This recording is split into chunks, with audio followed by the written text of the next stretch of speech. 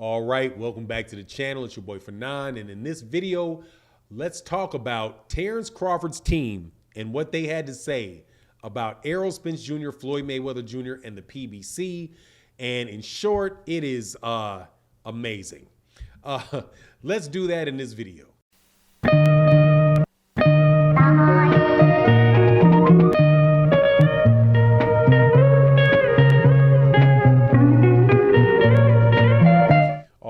Welcome back to the channel. It's your boy Fanon. Before I get into the subject matter of this video, which is Terence Crawford's team and what they had to say about Errol Spence Jr., Floyd Mayweather Jr., and the PBC, let me first say, hey, please subscribe or support me over if you are going to wager on the fights that are coming up this weekend, specifically the Gary Russell Jr. fight. Support me, and you will see the logo go down below here at busr.ag/Fanon. Use the promotional code Fanon101, and when you wager on the Gary Russell Jr. fight, you will get a free extra $150 that you will be able to bet on make other wagers with. So make sure you guys take advantage of that with the promotional code Fanon101. Now, let's get into the subject matter of the video. Also, make sure you subscribe, hit the like button, share the video, all that good stuff. All right, man. Listen to an interview that took place on the Boxing Voice. Shout out to the Boxing Voice. Shout out to Ness. Does a great interview with a team member of Bud Crawford who goes by the name of Bernie the Boxer. Bernie the Boxer is a very knowledgeable boxing, I do believe, I'm not sure what his capacity is with the team officially, but he's worked with Bud Crawford since Bud Crawford was a kid. He is a former boxer. He's definitely part and works with B&B and Bo Mack and those guys and is a part of that team. Knows his boxing very, very well. If you listen to him talk about the history of boxing, knows the history of boxing very well, knows about what's going on in the ring very well, very clear-headed as it comes to what's going on in the ring, and is an absolute huge supporter, obviously, of Terence Crawford and close to Terence Crawford. Ness was talking to him from the Boxing Voice and talking to him, and it seemed at point in times trying to convince him about what would need to happen in order to make the Errol Spence Jr. Terence Crawford fight. But this conversation was very, very, very interesting. And what Bernie the Boxer said, and I think that it's safe to assume that Bernie the Boxer is not his thought patterns are not very far off from Terence Crawford's his thought process and the things that Terence Crawford thinks. And I've seen him, at different times do interviews with Terence Crawford in the room. Terence Crawford will come back and give a thumbs up while Bernie the Boxer's talking, right? So Bernie's sharing his thoughts and ideas, but Terence Crawford is kind of staying off a little bit to the side. But at no point in time does Terence ever say that he doesn't agree with him. Same thing, Jamel Herring was in the room when he did it at one point in time. So, a guy that I really do because of how well he understands the circumstance, I think gives us the best possible view into the mind of Terence Crawford.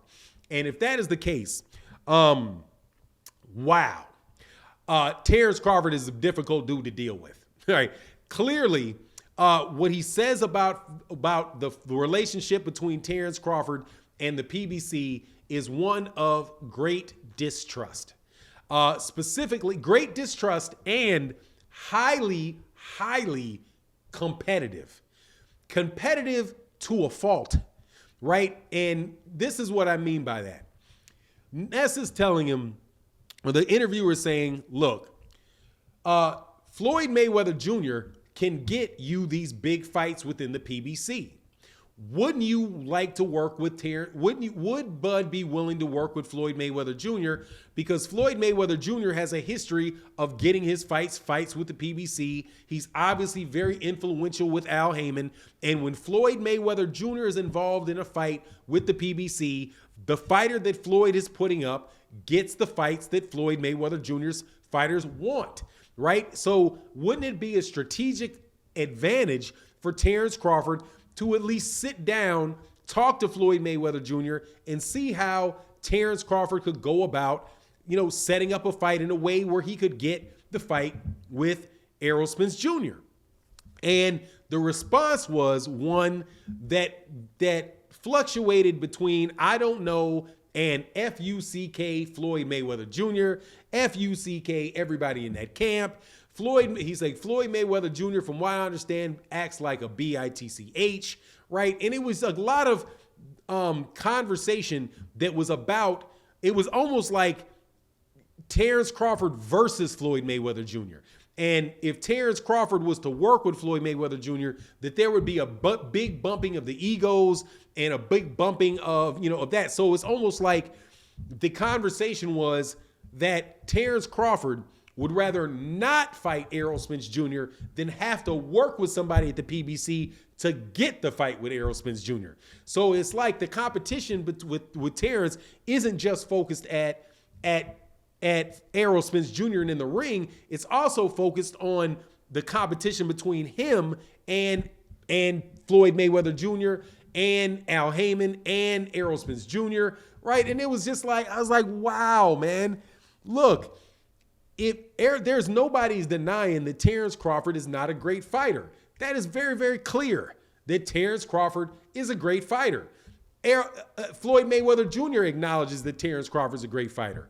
Only person I've heard say anything about Terence Crawford in his fighting was Errol Spence Jr. who says I'm a way better fighter than him. And that's realistic because that's where the competition should rest. The competition should exist between Errol Spence Jr. and Terence Crawford, not between Terence Crawford and other people that could stand and be able to help make the fight, right? Because it's a legacy fight for Terence Crawford and it's a legacy fight for Errol Spence Jr. Both of these guys want the fight. But the question is, are they going to do everything that they need in order to get the fight, right? And so, but it just, the way that he talked about Floyd Mayweather Jr. and how Floyd Mayweather Jr. was, sometimes he acts like a bee. It's all about, I don't want, I'm paraphrasing, right? It's all about, Floyd, and it would be a victory. Basically, it's like be a victory for Floyd, and he would have to do what Floyd says, and he's not going to want to do what Floyd says, right? It's like, man, look, there was a movie. If you guys recall, a lot of guys would recall this movie. It was about a kid named Errol Manigault. And I will never forget this scene in this movie. Errol Manigault was a guy that was a basketball player in New York, legendary basketball, pickup game basketball player in New York. That when he was in high school was in the back of his by the school, and somebody bet him that he couldn't get $1 off the top of the backboard, right? That he couldn't jump and get all the way to the top of the backboard. So Errol Manigault takes the bet, jumps all the way to the top of the backboard and grabs the top of the backboard, right? And then a coach comes out who sees him smoking a cigarette and says, hey, would you do me a favor? Would you, participate in a track meet for me? We could really use some points in the high jump in order to win the city championship. You wouldn't have to practice. You wouldn't have to do anything. All you need to do is just run up and jump up over the top of this pole, because it's not going to be very high. And clearly you just jumped way higher than we would need you to jump. You don't have to go to practice. You wouldn't have to do anything else. Will you just come and do it? And Errol Manigault tells a guy, no, I'm not a track guy. I'm a basketball guy. No, I'm not going to do that.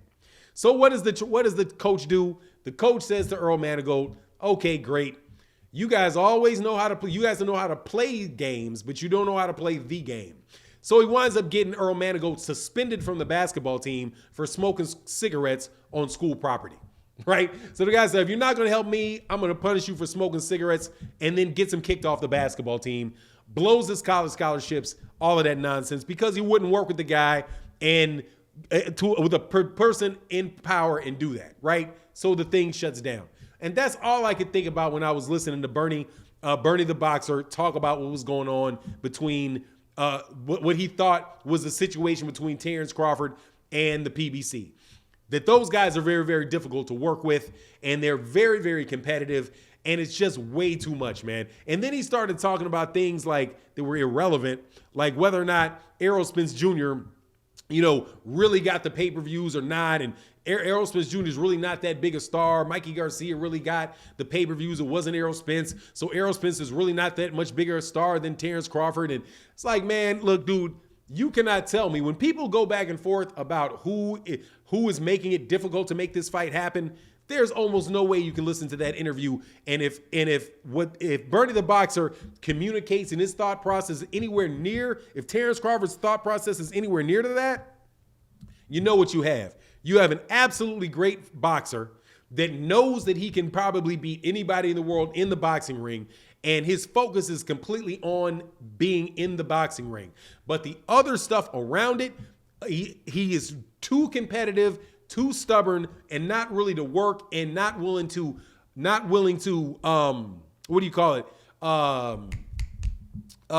He's not willing to create any type of compromise with another party in order to get the fight to happen. So I mean, I was just really taken back. Make sure you guys go listen to the video. It was very, very interesting. But anyway, that's what I think on the subject. You let me know what you think in the comment section. And with that, I'm out. Peace.